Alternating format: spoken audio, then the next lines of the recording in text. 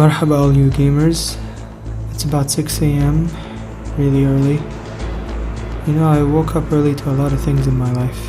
School, work. But today I'm waking up to interview Hideo Kojima.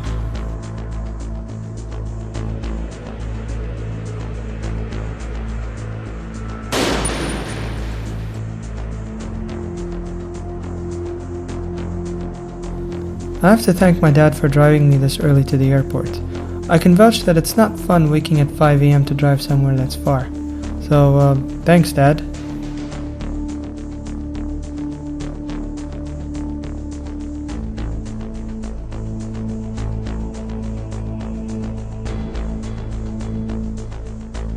Once I got to the hotel, I luckily had enough time to relax, take a shower, and psych myself up. I'm just setting everything up, laying out all the things I need to take with me. Also going over some of the questions people are asking on my website and my YouTube. So there are a lot of interesting questions here. I'm actually surprised from both the English and the Arabic side. Of course, the main challenge now is sorting up all these questions because I obviously won't have all the time in the world to ask him all of them. So hopefully I'll be able to get the more interesting questions in, and hopefully he's going to answer them thoroughly. But you know, right now I guess I'm just getting into that zone of being a bit nervous and not sure what's going to happen next. But at the end of the day, I'm really excited to be here, and I honestly can't wait to meet the man. I then headed off to the meeting point where we were driven on board this fan, which kind of reminded me of my high school. The venue looked fabulous thanks to Samit's incredible Metal Gear Solid collection display. Before you know it, BAM! Hideo Kojima walks in and everyone's like, Hideo Kojima then gave off his opening speech. 皆さんこんにちは、小島です。 Hello everyone, thank you very much for coming. ドバイにはですね、ずっと来たかったんですけど、なかなかその機会がありませんでしたけども、今回こういう機会がありまして、皆さんとお会いできて非常に光栄に思っております。本日はよろしくお願いします。寒い中ですけども、よろしくお願いします。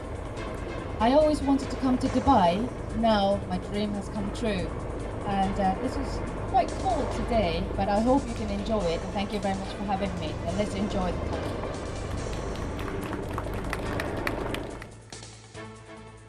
Now, a lot of you are probably looking forward to a video interview. You see, us and a bunch of other people were ready, but unfortunately Konami refused to give us permission to do a video interview. So that means I had to do it the old-fashioned way. Now, I've already written this whole article on my website, but if you're not feeling like, reading and you just want to kick back and relax, well, stick around. I'm just going to give you a basic summary of the questions that I asked Hideo Kojima and the answers I got back from him. The gaming industry is growing steadily fast in the Arab region. Are you, Konami, or Kojima Productions willing to invest in it? Will you ever see a Metal Gear Solid game come out from here?